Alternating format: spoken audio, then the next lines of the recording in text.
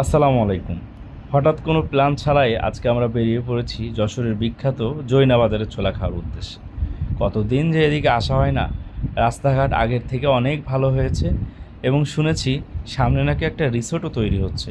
তো জানি না এটা কী হচ্ছে, কিন্তু ভিতরে মনে হচ্ছে সুন্দরই হবে। যাই হোক, এখন আমরা পৌঁছে গিয়েছি সেই জৈনার বাজারে। এখানকার চিত্রও কিন্তু সম্পূর্ণ আলাদা।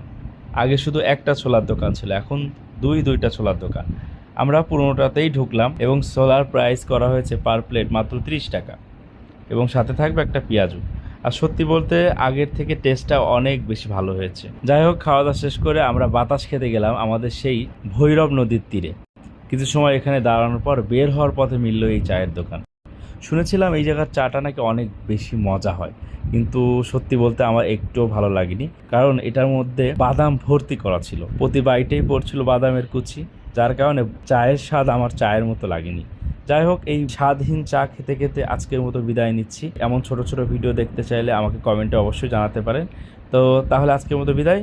সবাই ভালো থাকবেন, সুস্থ থাকবেন। আল্লাহ হাফেজ।